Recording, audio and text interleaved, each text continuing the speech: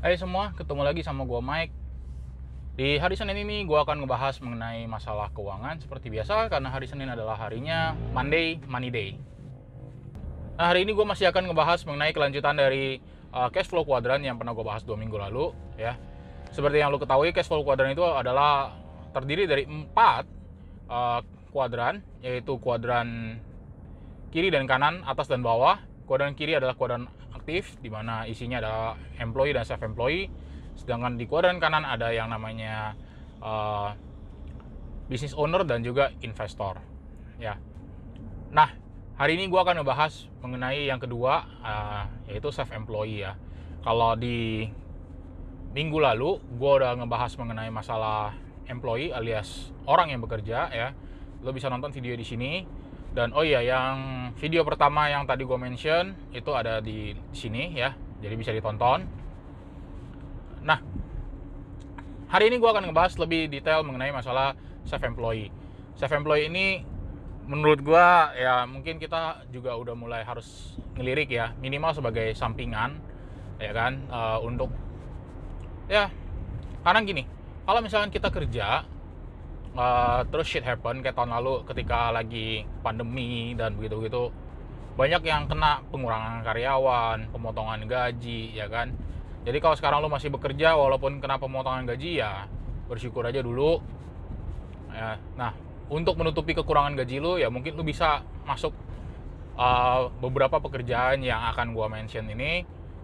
Dan juga bagi teman-teman yang kurang beruntung ataupun yang lagi mau cari-cari kerja, ya mungkin bisa ngelirik-lirik juga untuk memperdalam skill lo di bidang-bidang yang ini ya. Gua akan ngebahas 5 yang utama yang menurut gua oke banget untuk saat ini ya, dan gua akan kasih 2 bonus mengenai pekerjaan yang bisa lo lakukan selain dari 5 yang akan gua mention. Langsung aja mulai. Yang pertama adalah fotografi atau videografi ya. Fotografi ini menurut gua lagi penting ya. Kalau dulu orang nekunin fotografi itu banyaknya untuk ngambil job-job wedding, pre-wed ya. Sama videographer juga, mereka ngambil job-jobnya ya banyak kan job-job wedding ya, karena itu yang paling rame lah untuk di iniin. Saat ini gue rasa lu perlu ngelirik untuk nyobain yang namanya foto produk. Kenapa? Karena lu bisa lihat sejak pandemi toko-toko online itu makin banyak ya kan, toko online makin banyak. Nah, kalau misalkan lu sama teman-teman lu yang lain jual produk yang sama ya kan, misalkan kita ngomong jual kabel lah, kabel charger gitu kan, kabel charger handphone. Kalau misalkan lu sama teman-teman lu jual kabel charger handphone merek yang sama ya, tipe yang sama cuma beda warna, apa yang membuat lu lebih unggul daripada teman-teman lu selain harga? Ya gua saranin bisa coba untuk ngasih foto produk yang lebih bagus ya. Bisa juga bahkan dibikinkan video mengenai produk lu, jadi orang tuh lebih berasa untuk feel-nya gitu loh, ini barangnya ini seperti apa sih kira-kira ya kan. Karena kalau kadang-kadang foto doang nggak terlalu jelas lah, ini barangnya itu bentuk realnya itu seperti apa gitu-gitu tuh kurang jelas kan. Kalau misalnya lu kasih video kan bisa kelihatan, misalkan panjangnya 2 jengkal kurang lebih ya kan, kita bisa estimasi 2 jengkal itu berapa sih, contoh lah ya.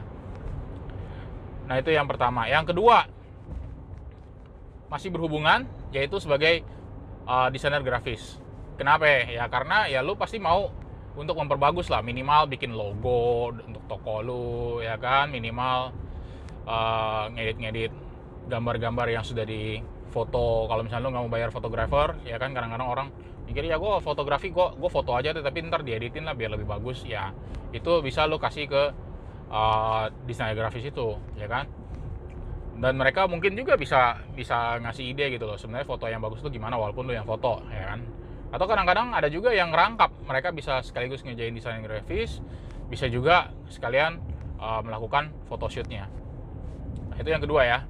Nah, yang ketiga adalah web developer ya. Perusahaan biasanya umumnya mereka akan punya web ya kan, punya website yang menyatakan mereka tuh perusahaan bergerak di bidang apa dan yang lain-lainnya lah ya, produknya apa aja ya kan, orang-orangnya siapa aja ya, hal-hal seperti itu.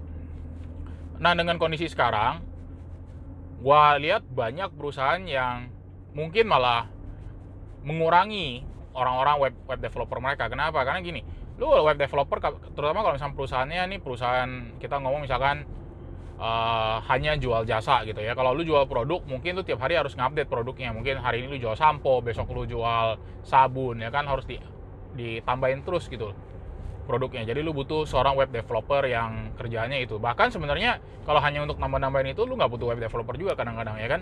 Lu hanya butuh admin yang ngerti cara ngupload produk dan segala macam. Nah, kalau misalkan perusahaannya ini bergerak lebih di bidang misalkan hanya jasa, atau web ini hanya misalkan ini kita grup ini kita punya kita punya keahlian tuh di bidang ini aja gitu kan ya, dia yang model-model kayak perusahaan jasa lah gitu ya. Mungkin hari ini lu bikin webnya, besok-besok lu udah nggak perlu lagi bikin webnya karena webnya nggak perlu di maintain juga anyway. Nah, kalau misalnya kayak gitu, biasanya orang akan cari web developer outsourcing gitu. Jadi mereka outsource per proyek. Nah, proyeknya itu ya itu tadi, bikin website. Nah, kalau misalnya website udah selesai, ya sudah. Daripada mereka hire satu orang yang mungkin hanya kerjaannya 6 bulan, lalu setelah 6 bulan mau diapain, masa dipecat gitu kan. Kondisi sekarang lagi susah, lu hire orang 6 bulan terus lu pecat, ya gak etis lah menurut gua. Nah, jadi itu yang ketiga ya, sebagai web developer. Yang keempat ini masih di bidang yang mirip-mirip ya kan. Kalau misalnya lu punya web, punya produk, punya toko online, lu butuh apa sih yang lain? Marketing.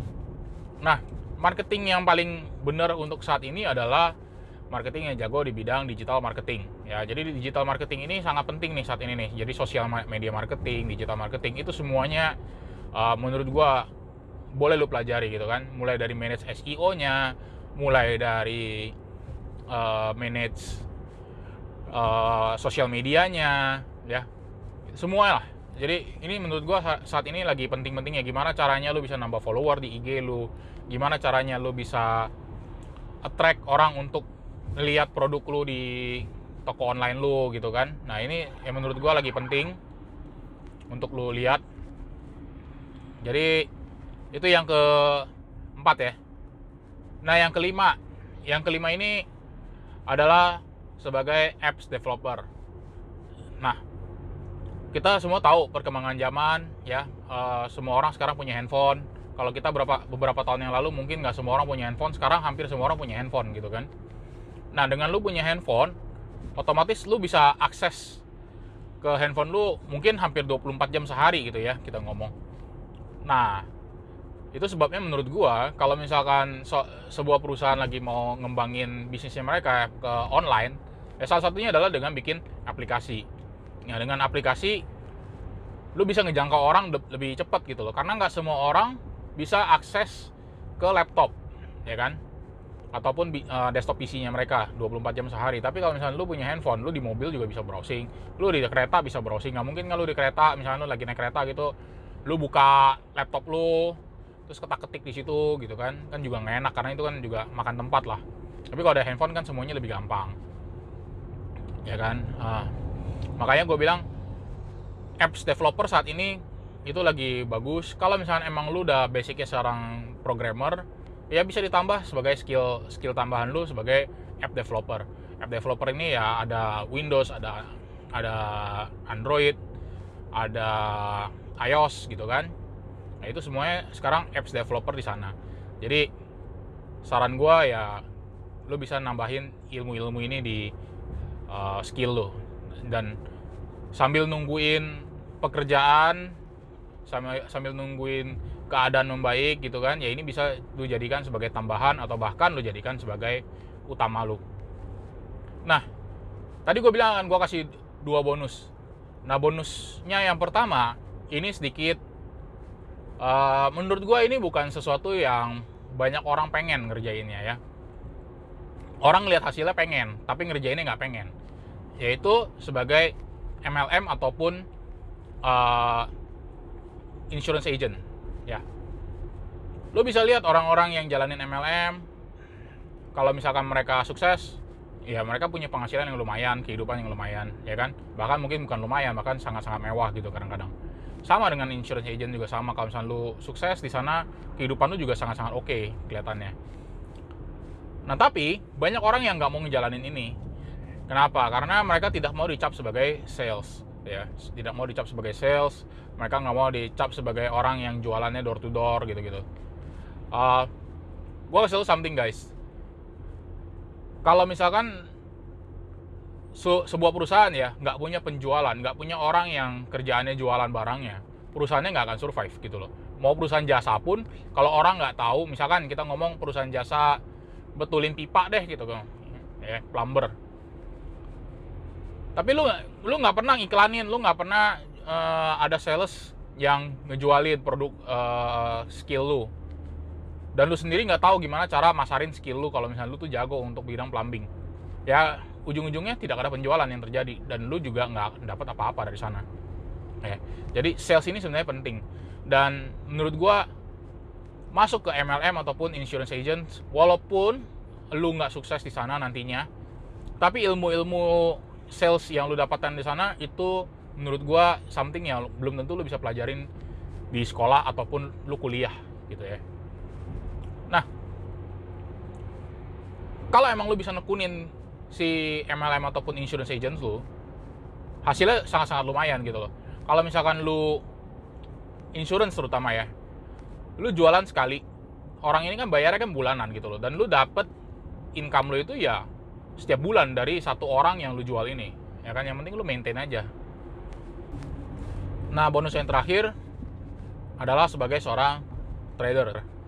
Ya, trader lu butuh modal pasti, ya, dan modalnya ini kalau misalkan lu salah ngambil posisi bisa juga angus modal lu gitu loh. Tapi trader ini kalau misalkan lu posisinya bener dan lu cukup oke ya, lu bisa menghasilkan duit yang cukup banyak gitu loh. Lu bisa lihat lah banyak trader-trader yang cukup sukses, penghasilannya juga sangat-sangat luar biasa gitu kan. Trading ini banyak sih sebenarnya.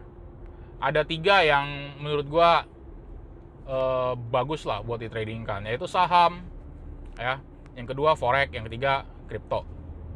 Ada lagi satu lagi, binary option trading. Binary option trading ini sedikit lebih ke tebak-tebakan lah, ya. Ya banyak yang bilang binary option di sini sebenarnya bukan trading ya, karena lu harus jadi dukun gitu, lu harus tahu 1 menit ke depan lu naik apa turun. Ya tapi semua itu ada technical analisisnya sih, jadi lu bisa pelajarin itu. Nah guys, gua akan jelasin lebih detail mengenai masalah trading di video-video berikutnya ya. Intinya satu deh di sini, sebelum gua tutup, gua pesan dulu. Sebelum lu cemplungin duit lu ke saham ataupun koin ataupun lu open position di forex ya, make sure lu do your own research ya, DYOR. Itu penting, wajib. Karena kenapa? Apapun hasilnya itu ditanggung sama penumpang. Jadi gue bisa jadi driver lu, gue bilang lu beli ini, beli ono ya kan. Tapi kalau misalkan ternyata hasilnya jelek, yang rugi siapa? Lu. Kalau misalnya hasilnya bagus, yang dapat untung siapa? Ya lu juga. Gue dapat gak kalau misalkan hasilnya bagus? Enggak. Kalau misalnya hasilnya jelek, gue nanggung rugi lu gak? Enggak. Itu semua ada di lu. Jadi selain lu dengerin dari ocehan orang, ya lu harus juga bisa riset sendiri gitu ya. Nah, gue akan jelasin lebih detail ke depan gimana cara research suatu koin ataupun suatu saham gitu ya. Tapi itu video-video berikutnya lah. Anyway, thank you guys udah nonton video gue yang kali ini. Yang belum subscribe, jangan lupa di subscribe ya. See you guys.